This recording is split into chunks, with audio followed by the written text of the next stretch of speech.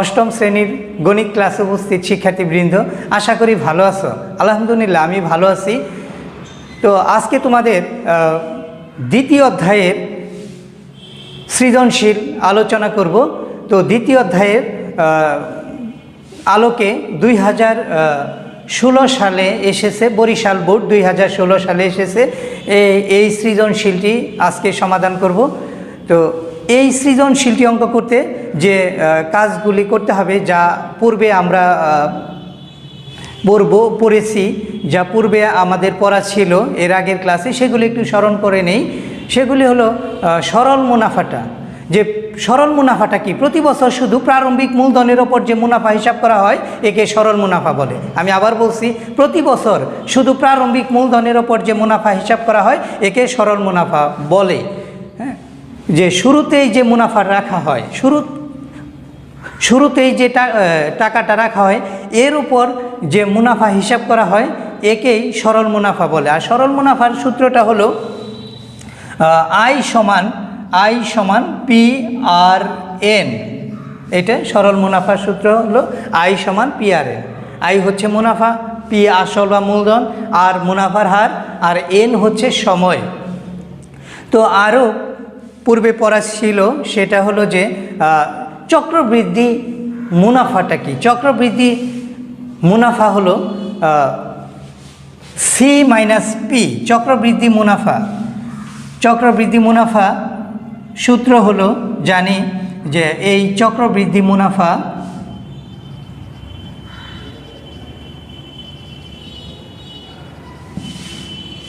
সমান C-P। এটা সমান লেখা যায় যে P × 1 + R⁴ - P।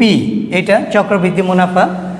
আর আমরা আরও শিখব, আরও জানব, সেটা হলো যে চক্রবৃদ্ধি মূলধনটা কি? চক্রবৃদ্ধি মূলধন বা চক্রবৃদ্ধি মূল।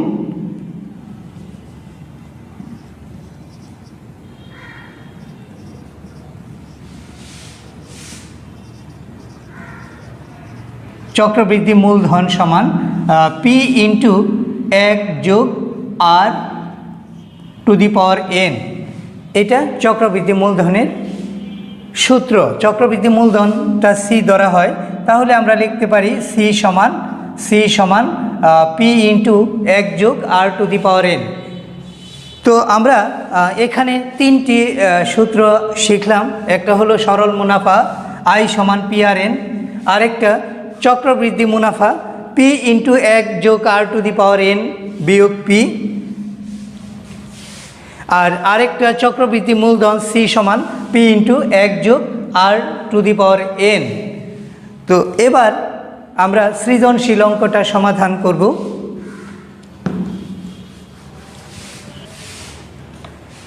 প্রশ্নে আমাদের আছে যে তামিম সাহেব 10% মুনাফায় 5,000 টাকা 3 বছরের জন্য ব্যাংকে জমা রাখলেন। ক নম্বর প্রশ্নে বলা আছে 3 বছরের সরল মুনাফা কত? 3 বছরের সরল মুনাফাটা কত? অর্থাৎ সরল মুনাফাটা বের করতে বলছে। তো এখানে আমরা সরল মুনাফার সূত্র আগেই শিখেছি, যে আমরা জানি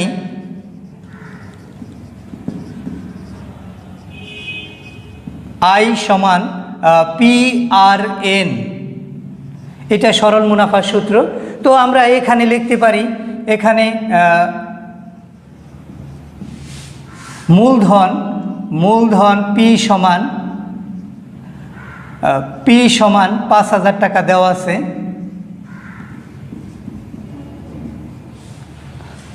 আর এরপরে সময় n 3 বছর দেওয়া আছে। সময় n সমান 3 বছর, আর আর সমান দেওয়া আছে তামিম সাহেব 10% মুনাফায়, আর সমান দেওয়া আছে, অর্থাৎ মুনাফার হারটা দেওয়া আছে 10%। পার্সেন্ট মানে একটা ভগ্নাংশ, আমরা জানি মুনাফার হার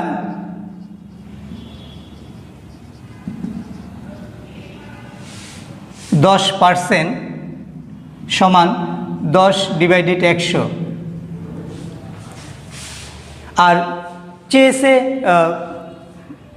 সরল মুনাফাটা চেয়েছে, অর্থাৎ আয়ের মানটা চেয়েছে। মুনাফা বা সরল মুনাফা একই কথাই, মুনাফা আয়ের মানটা চেয়েছে, অর্থাৎ আয় সমান কত। এই আয় সমান কত এটা চেয়েছে, আমরা আয়ের মান বের করতেছি, সরল মুনাফা। তো এখন আমরা এই সূত্রের মধ্যে মানটা বসাই দিলেই হবে। তো সূত্রের মধ্যে মানটা বসাই দিই যে আয় সমান PRN, এখানে পির মান 5,000 টাকা, 5,000, আর এর মান 10/100, আর এন সময় হচ্ছে 3 বছর, 3 বছর, এন সময় 3 বছর হলো। এখন এই 10 দিয়ে 100কে কাটলে 10 হয়, আবার 10 দিয়ে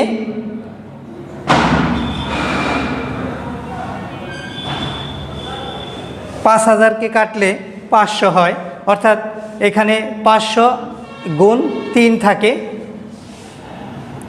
1500 হয়।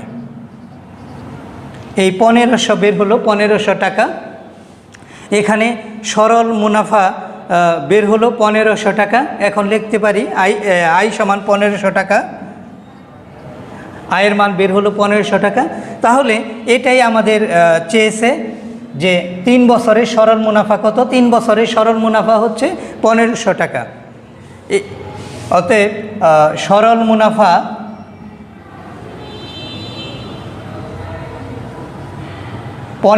টাকা,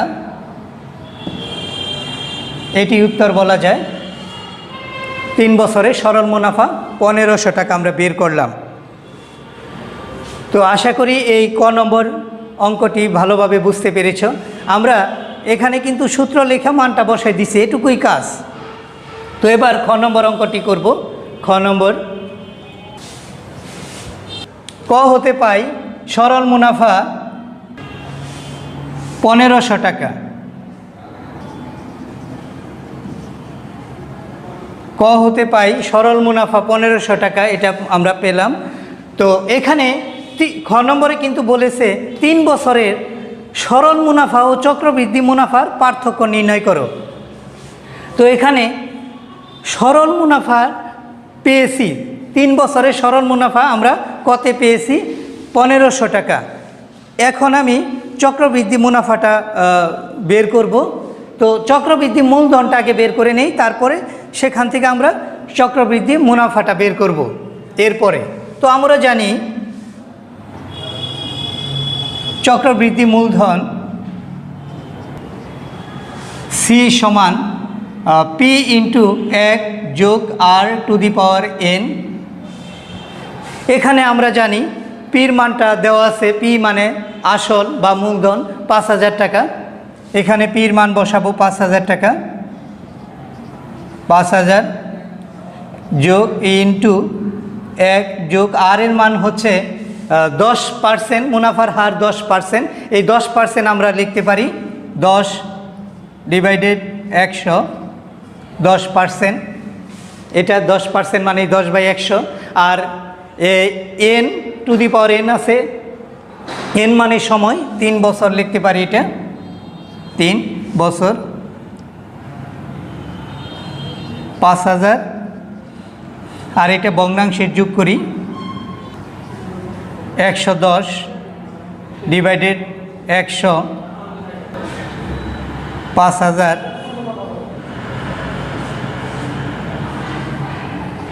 আর 1.1 পাওয়ার 3, 5,000 ইন্টু আর 1.1কে যদি 1.1 ঘন হলো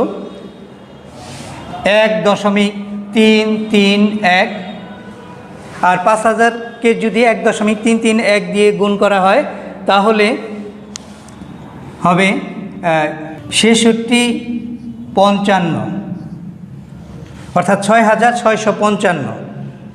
এই সি সমান 6,655 টাকা হলো। এখন সির মান 6,655 বিয়োগ পি হলো 5,000 টাকা, 1,655 টাকা হয়। তাহলে চক্রবৃদ্ধি মুনাফা বের হলো 1,655 টাকা। তো এখন বলছে সরল মুনাফা ও চক্রবৃদ্ধি মুনাফার পার্থক্য। তাহলে পার্থক্যটা বের করি। অতএব পার্থক্য সমান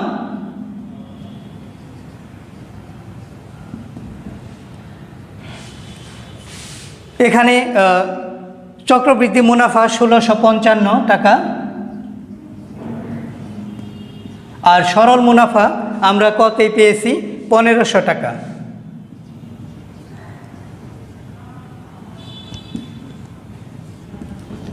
$155 টাকা হয়,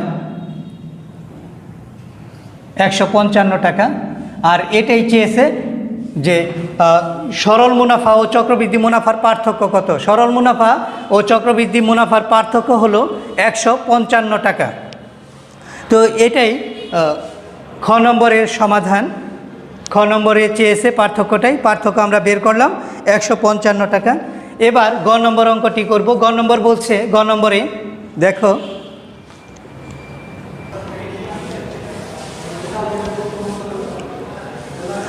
এখানে গ নম্বরে বলছে একই হার মুনাফায় কত বছরে উক্ত আসল মুনাফা আসলে 3 গুণ হবে। একই হার মুনাফায় কত বছরে উক্ত আসল মুনাফা আসলে 3 গুণ হবে। তো মুনাফা আসলে 3 গুণটা বের করি। গ নম্বরে মুনাফা আসলে 3 গুণ, মুনাফা আসল 3 গুণ, মুনাফা আসল 3 গুণ, মুনাফা আসল 3 গুণ সমান আমরা লিখতে পারি 5,000 গুণ 3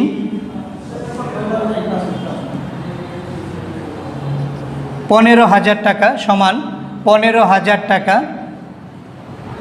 মুনাফা আসলে 3 গুণ হলে 15,000 টাকা হয়। তো এখান থেকে আমরা মুনাফাটা বের করব। মুনাফা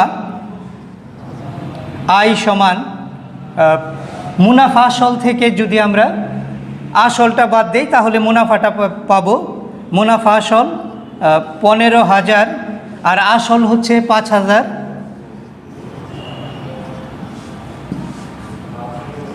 আসল 5,000, তাহলে মুনাফা বের হলো 10,000 টাকা।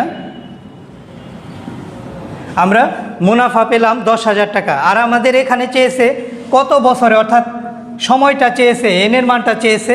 তো আমরা এনের মানটা বের করব। তো আমরা জানি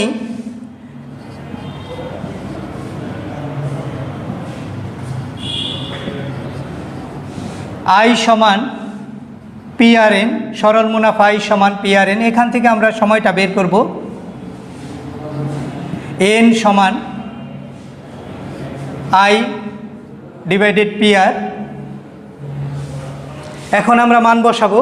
মুনাফাটা পেয়েছি 10,000 টাকা, 10,000 আর পি দেওয়া আছে আসল বা মূলধন 5,000 আর আর এর মান আমরা জানি 10%, 10 ডিভাইডেড 100।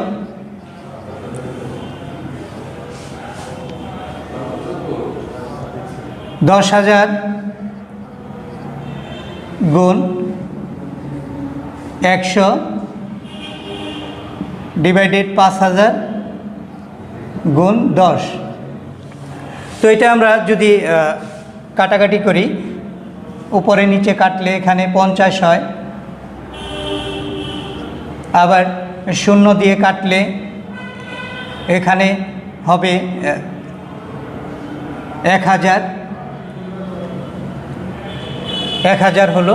আবার 50 দিয়ে যদি এই 1,000কে কাটি অর্থাৎ এখানে হয় 20। তাহলে আমরা আর এর মান, এন এর মান পেলাম 20, অর্থাৎ এন এর মান পেলাম 20। এখানে বলছে কত বছর, তাহলে 20 বছর। তাহলে 20 বছরে উক্ত মুনাফা আসলে 3 গুণ হবে।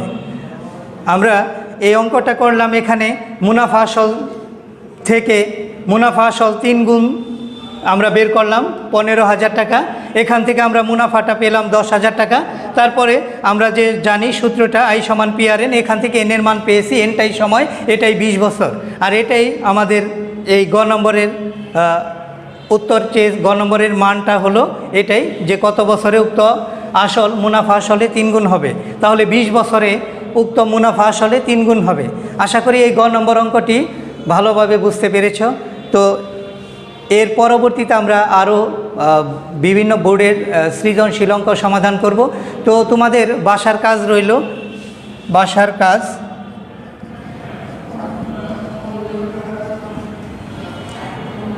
অনুশীলনী 2.1-এর 19 নম্বর।